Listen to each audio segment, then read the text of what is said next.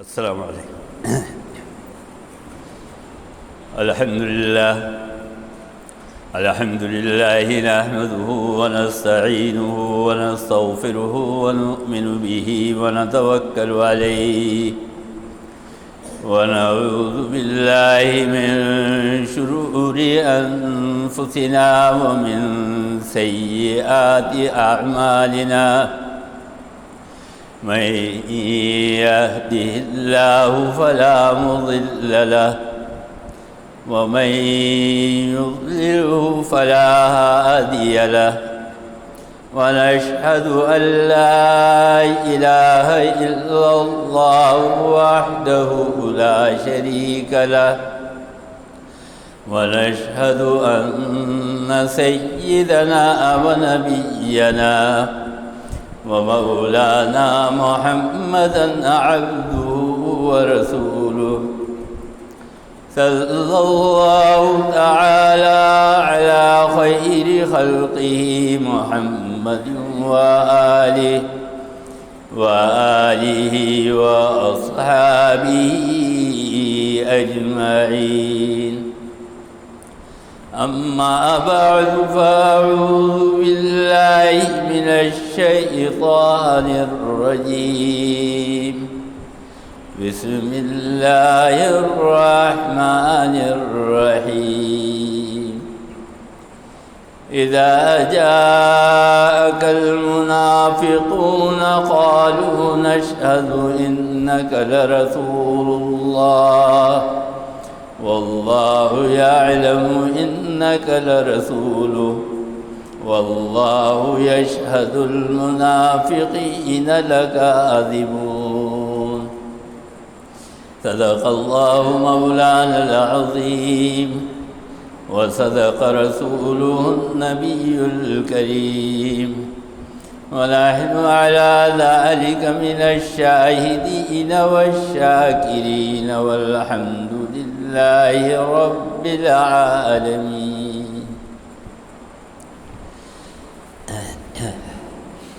بزرگان محترم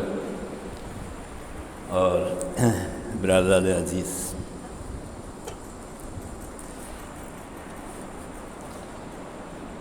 اٹھائیسویں سپارے کی یہ ایک صورت ہے، سورہ منافقون.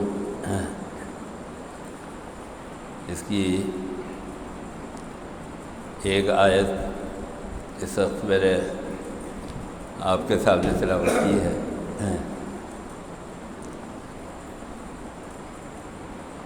اور اس سے پہلے کی جو صورت ہے وہ سورہ جمعہ ہے، اور سورہ جمعہ میں اللہ تعالیٰ نے مومنین خاص کا ذکر فرمایا ہے. یعنی خاص مسلمان جو پکے مسلمان تھے، جو اسلام کے لیے جان و مال لگانے سے بھی دریغ نہیں کرتے تھے، ان کی خصوصیات کا اور ان کا اللہ تعالیٰ نے ذکر فرمایا. اور یہ دونوں صورتیں ایسی ہیں کہ حضور اکرم صلی اللہ علیہ وسلم جمعہ کی نماز میں پہلی رکعت میں سورہ جمعہ کی تلاوت فرمایا کرتے تھے، اور دوسری رکعت میں سورہ منافقون کی تلاوت فرمایا کرتے تھے. اچھا، اسلام چونکہ شروع میں عرب سے نکلنا شروع ہوا، اور اس کی بنیاد جو ہے وہ عرب سے پڑھنا شروع ہوئی. تو عرب کے لوگ ظاہر بات ہے ان کی جو مقامی زبان تھی، جو مادری زبان تھی، وہ عربی تھی. تو وہ سمجھتے تھے عربی زبان، تو جو کچھ قرآن کریم نازل ہوتا تھا، جو کچھ نماز کے اندر پڑھا جاتا تھا، وہ اس کو بہت اچھی طرح سے فالو کرتے تھے۔ تو جب یہ صورت پڑھی جاتی تھی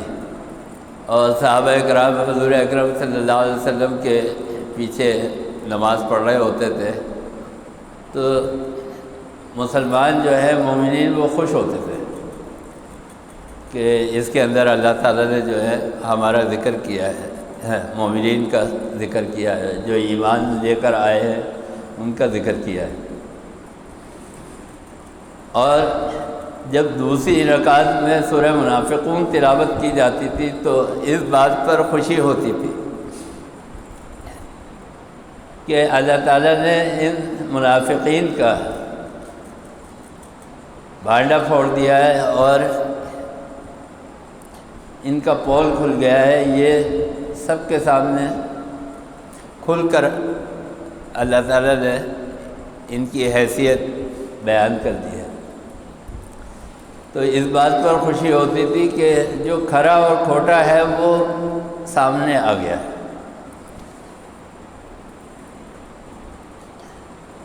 اور منافق کہتے کس کو ہے؟ میں نے پچھلے جمعے اس کی تعریف بیان کی تھی۔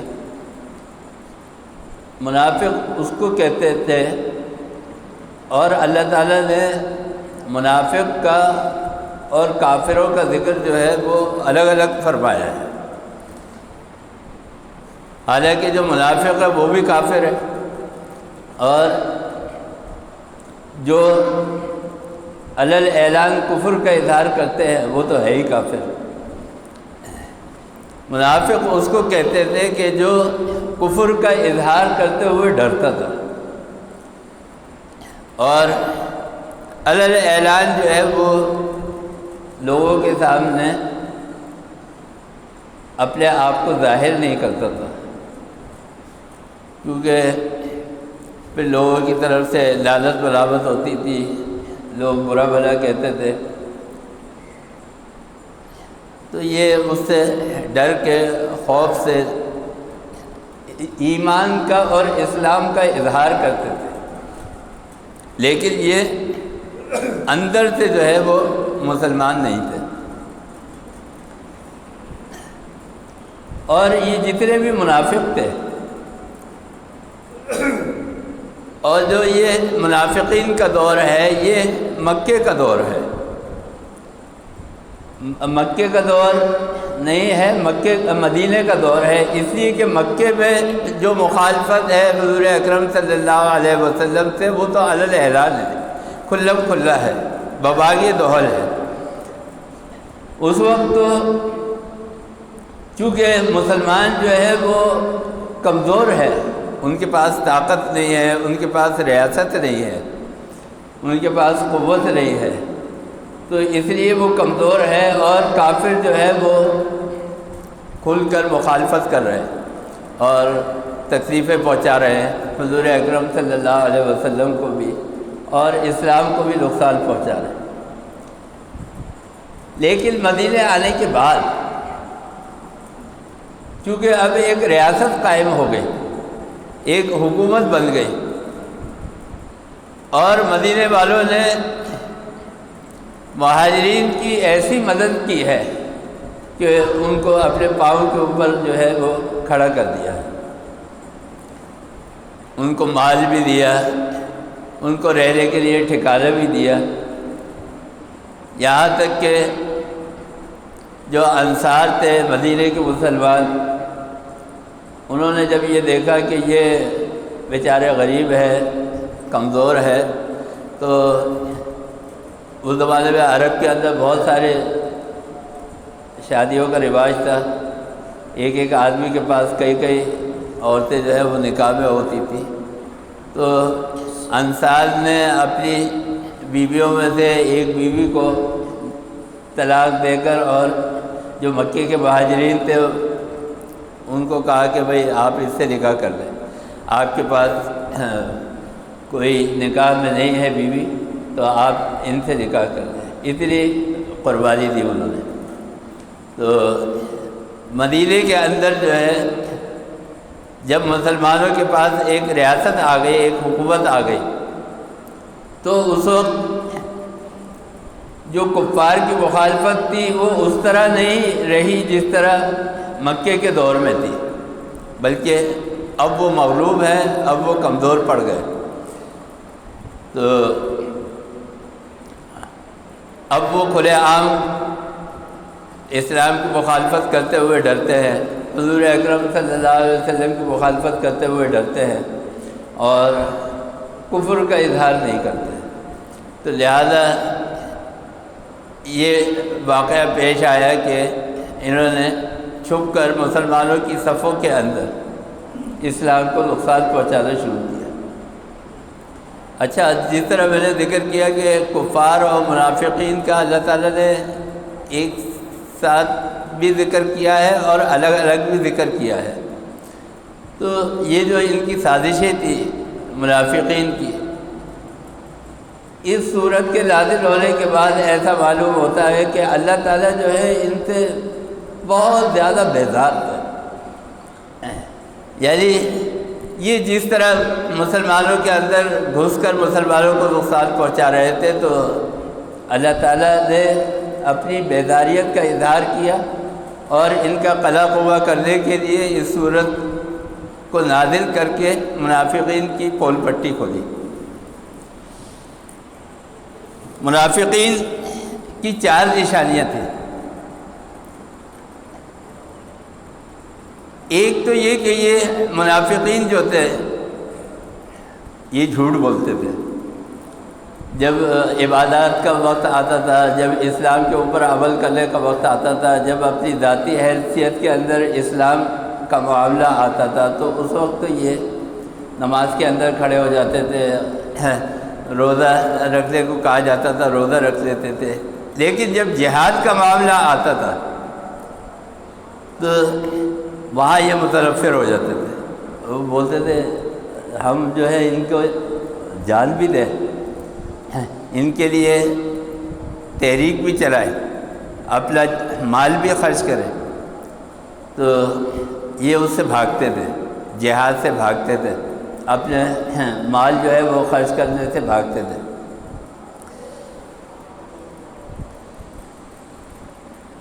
ایک جو پہلی خصوصیت تھی وہ یہ تھی کہ یہ جھوٹ بولتے تھے، یعنی جب کوئی جہاد کا موقع آتا تھا، جب کبھی اسلام کے لیے مال خرچ کرنے کا موقع آتا تھا تو یہ جھوٹ بولتے تھے، آ کے بہانے بناتے تھے، ہمارے ساتھ یہ عذر ہے، ہم جہاد میں اس لیے نہیں جا سکتے، میرے گھر کے اندر بیماری ہے، میری بیوی بیمار ہے، میرے بچے بیمار ہیں، مختلف بہانے کرتے تھے۔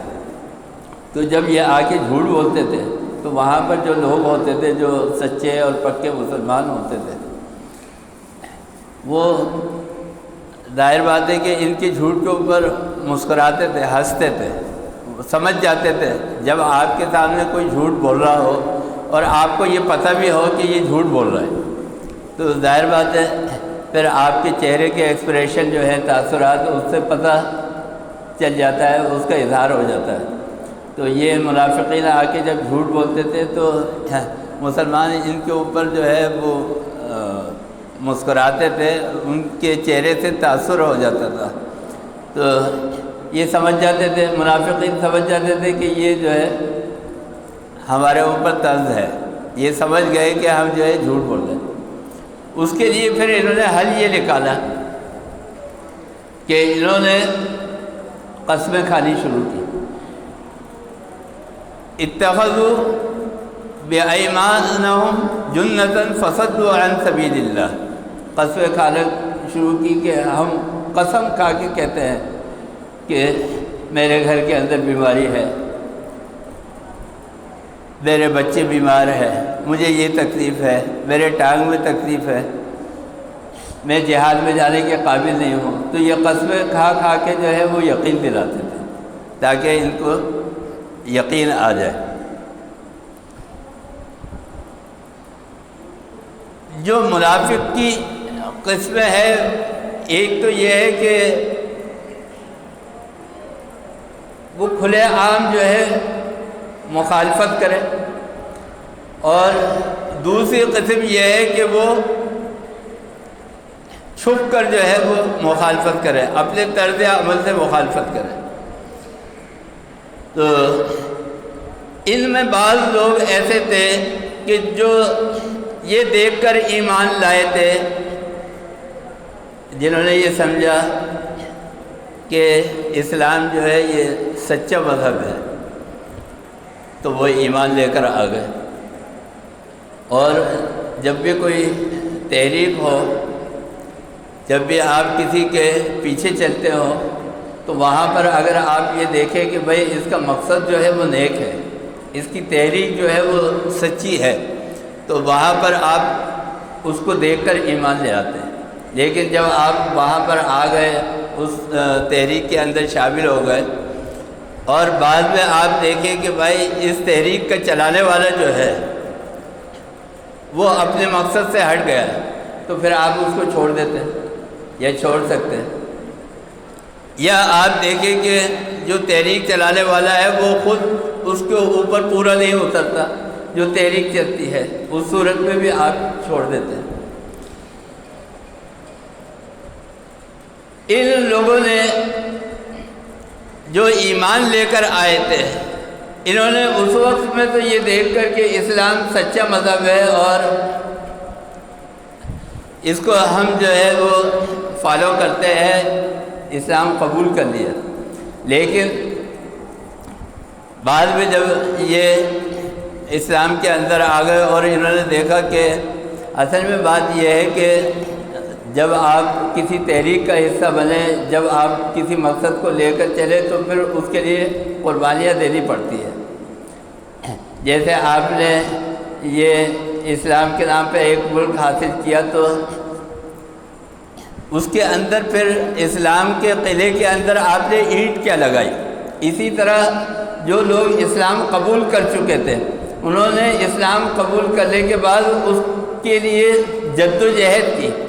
اسلام کو قائم رکھنے کے لیے جد و جہد کی، اس کے لیے جو ہے جان لگائی، اس کے لیے مال خرچ کیا۔ تو کسی بھی چیز کو باقی رکھنے کے لیے آپ کو اس کے ساتھ جڑے رہنا پڑتا ہے اور اس کے لیے کوئی کام کرنا پڑتا ہے۔ تو جب انہوں نے دیکھا کہ ہمیں جان مال وقت لگانا پڑے گا، ہمیں اس کے لیے جد و جہد کرنی پڑے گی، تو وہ پیچھے ہٹ گئے۔ ذالک بأنہم آمنوا ثم کفروا، اور پھر انہوں نے کیا کرا کہ واپس پلٹ گئے کہ اس چکر میں کون پڑے گا، اتنی محنت کون کرے گا، اتنی قربانیاں کون دے گا۔ انہوں نے کفر کو اختیار کر لیا۔ تو اللہ تعالیٰ نے کیا کیا، جب کوئی آدمی اسلام قبول کر لے اور اس کے بعد اسلام سے پھر جائے، تو اسلامی ریاست اگر ہو تو اس کے اندر پھر اس مرتد کی سزا جو ہے وہ سزائے موت ہے۔ اسی لیے اسلام قبول کرنے کے لیے زور نہیں ڈالا جاتا، آپ کو پیشکش کی جاتی ہے، آپ کے سامنے اسلام کی چیزیں رکھی جاتی ہے کہ اسلام یہ ہے، اس کے فائدے یہ ہے، اس کے اندر یہ خصوصیات ہے، اس کے اندر یہ خصوصیات ہیں، وہ چیزیں آپ کے سامنے رکھی جاتی ہے، اسلام آپ کے سامنے پیش کیا جاتا ہے۔ لیکن جب آپ اسلام کے اندر آ گئے اور آپ نے اسلام قبول کر لیا، جیسے آپ کسی کالج کے اندر داخلہ لے لیں، تو پھر آپ اس کے جتنے بھی قواعد و ضوابط ہیں، جتنے بھی اس کے قانون اور ضابطے ہیں، اس کے آپ پابند ہو جاتے ہیں۔ ویسے کالج کے سامنے سے آپ 24 گھنٹے گزرتے رہے، لیکن آپ وہاں کے اسٹوڈنٹ نہیں ہیں، وہاں کے آپ ٹیچر نہیں ہیں، تو آپ کے اوپر کوئی قانون لاگو نہیں ہوگا۔ لیکن جب آپ وہاں پہ ایڈمیشن لے لیں گے یا بحیثیت استاد کے آپ وہاں پہ کام کریں گے، تو پھر اس کے بعد جتنے بھی قواعد اور ضوابط ہیں، قانون اور ضابطے، وہ سب آپ کے اوپر لاگو ہو جائیں گے۔ تو اسی لیے اسلام قبول کرنے کے بعد پھر آپ کے اوپر وہ تمام قانون جو ہے وہ لاگو ہو جاتے ہیں۔ اسلام کہتا ہے کہ جب تم آؤ اسلام قبول کرو تو اس وقت سوچ سمجھ کے قبول کرو۔ قرآن کریم کے اندر سورہ احزاب کی آخری آیتوں میں اللہ تعالیٰ فرماتے ہیں نا، فرمایا کہ یا ایھا الذین آمنوا قولوا قولا سدیدا یصلح لکم اعمالکم ویغفر لکم ذنوبکم ومن یطع اللہ ورسولہ فقد فاز فوزا عظیما۔ تو لہذا جب آپ اسلام کے اندر آ گئے تو اب آپ اس سے نکل نہیں سکتے، یعنی یہ آپ کوئی کھیل نہیں ہے کہ آپ نے ایک دن اسلام قبول کیا اور دوسرے دن آپ اسلام سے نکل گئے۔ ایک بادشاہ ہے مصر کا، اس نے اسلام قبول کیا۔ جو صحابہ تجارت کے لیے جاتے تھے اور دعوت دیتے تھے دین کے لیے، تبلیغ کرتے تھے، تو ان کی تعلیمات سے متاثر ہو کر، اسلام کی خصوصیات سے متاثر ہو کر اس نے اسلام قبول کر لیا۔ بادشاہ تھا، اپنی سلطنت وغیرہ چھوڑ کر جو ہے وہ آیا، اور یہ ایک ایسا دین اور مذہب ہے واحد۔ اسلام کی یہ خصوصیت ہے کہ آپ اسلام کی اگر تاریخ پڑھیں تو آپ نے دیکھا ہوگا کہ دنیا میں بے شمار ایسے واقعات پیش آئے ہیں کہ بادشاہوں نے اپنی سلطنت اور تخت و تاج چھوڑ کر اور درویشی کو اختیار کر لیا، اسلام کو قبول کر لیا۔ یہ لوگ جو ہے جو بادشاہت کو چھوڑتے ہیں، یہ اصل میں مرد قلندر ہوتے ہیں، یہ اللہ کے محبوب ہوتے ہیں۔ فرمایا کہ نہ تخت و تاج میں نہ لشکر و سپاہ میں ہے، نہ تخت میں کچھ رکھا ہے نہ تاج میں کچھ رکھا ہے، نہ تخت و تاج میں نہ لشکر و سپاہ میں ہے، جو بات مرد قلندر کی بارگاہ میں ہے۔ جو مزہ جو ہے وہ اسلام قبول کرنے کے اندر ہے، جو اللہ اور اس کے رسول کی غلامی اختیار کرنے کے اندر ہے، وہ مزہ آپ کو تخت و تاج میں نہیں ملے گا۔ ایک بادشاہ ہے، اور اتوار کی نشست میں غالباً مفتی صاحب نے یہ واقعہ سنایا تھا۔ انہوں نے بھی اپنی سلطنت چھوڑ دی اور گدڑی اختیار کر لی، درویشی اختیار کر لی، اور آ کے ایک دریا کے کنارے بیٹھ کر جو ہے وہ عبادت کرنے لگی۔ بہت عرصہ گزر گیا، وہاں کے لوگ آئے اور آ کر انہوں نے ان کی منت سماجت کی، خوشامد کی، ان سے بزرگ سے کہا کہ آپ جو ہے واپس تشریف لے چلیں۔ انہوں نے کہا کہ پہلے میں جو حکومت کرتا تھا وہ صرف انسانوں کے اوپر حکومت کرتا تھا۔ ہاں، اس کا واقعہ یہ پیش آیا تھا کہ ایک رات کو، وہ بزرگ کا نام ابھی میرے ذہن سے نکل رہا ہے، اپنے محل کے اوپر وہ کر رہے تھے، چہل قدمی کر رہے تھے، تو ایک فرشتہ آیا اور وہاں دو چار فرشتے آئے اور آ کے وہاں ان کی چھت کے اوپر جو ہے وہ ٹہلنے لگے۔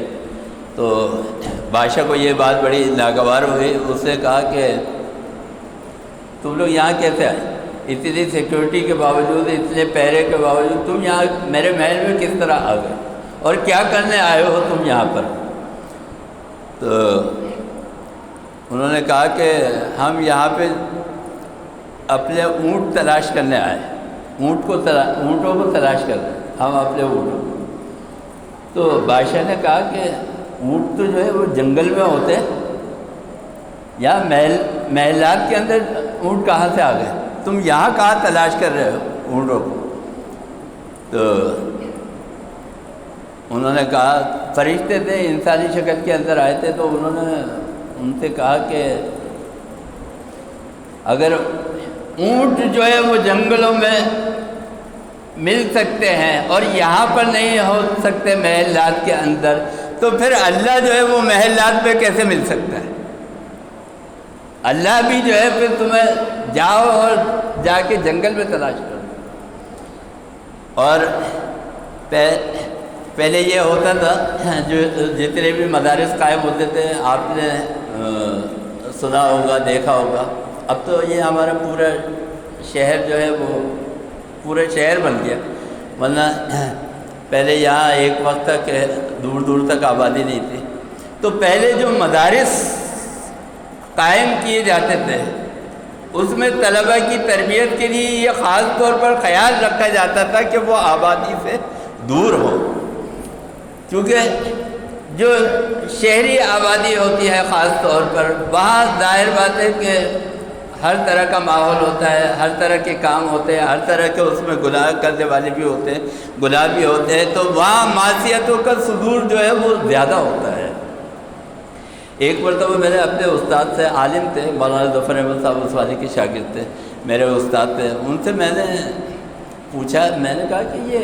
اکثر ہم نے دیکھا ہے یہ زلزلہ آتا ہے، سیلاب آتا ہے، تو اس میں بیچارے غریب جو ہے گاؤں کے لوگ، ان کا زیادہ نقصان ہوتا ہے، وہ جو ہے زیادہ اس کے اندر مرتے ہیں اور اس کا حادثات کا جو ہے وہ شکار ہوتے ہیں۔ اور میں نے کہا کہ یہاں پہ جو شہر کے اندر وہ لوگ اتنا ان حادثات کا شکار نہیں ہوتے، اور اتنا جس کو آپ یہ کہیے کہ اللہ کا عذاب ان کے اوپر نہیں آتا اتنا جتنا ان لوگوں کا نقصان ہوتا ہے۔ تو انہوں نے ایک بڑی اچھی بات کہی۔ اچھا، پھر بعد میں ہمیں اس کا تجربہ بھی ہوا، جب ہم وہاں جاتے تھے بہت سارے علاقوں میں، پنجاب کے سرحد کے یہ پختونخوا جو ہے، تو بہت سارے مقامات ایسے تھے اور اب بھی ہیں۔ آپ جائے سندھ کے، پنجاب کے علاقوں میں، تو وہاں وہ بیچارے گاؤں دیہات کے لوگ ہیں، ان کو پتہ ہی نہیں، نماز روزے کا پتہ ہی نہیں، بلکہ بہت سارے علاقوں میں تو ان کو خدا کا بھی نہیں پتہ کہ خدا کون ہے، کہاں ہے، کیا ہے، اس کے اوپر ایمان لانا ہے کیا۔ میں نے ایک دفعہ اپنے میزبان سے کہا، میں نے بولا بھائی وہ مسجد کے اندر جانا ہے، مسجد کہاں پر ہے، نماز پڑھنی ہے مجھے، تو کہہ رہے آپ یہیں پہ پڑھ لیں۔ میں نے بولا بھائی کیوں، مسجد میں نماز نہیں ہوتی کیا؟ کہہ رہے بس کبھی کوئی آ گیا، بھولا بھٹکا آ گیا تو اس نے وہاں نماز پڑھ لی، باقاعدہ یہاں پہ جماعت نہیں ہوتی۔ یار یہ کیسی آبادی، کیسے لوگ ہیں، یہاں نماز ہی نہیں ہوتے، 3 4 5 لوگ تو ہو نماز کے اندر۔ تو انہوں نے، مولانا صاحب نے یہ بتایا، انہوں نے بولا کہ چونکہ عام طور پر یہ جتنے دور دراز کے علاقے ہیں، گاؤں دیہات کے علاقے ہیں، وہاں پہ مدارس اور مساجد کا نظام کم ہوتا ہے، اللہ کا ذکر اور اللہ کے دین کی تبلیغ جو ہے وہ کم ہوتی ہے عام طور پر۔ اب آپ دیکھیں یہاں شہر کے اندر، کراچی ہے، لاہور ہے، اور جتنے بڑے بڑے شہر ہیں، ہزاروں کی تعداد میں مدارس ہے اور پورا جال پھیلا ہوا ہے، ہر جگہ جو ہے وہ اللہ کا نام لیا جا رہا ہے، اللہ کے دین کی بات کی جا رہی ہے، اور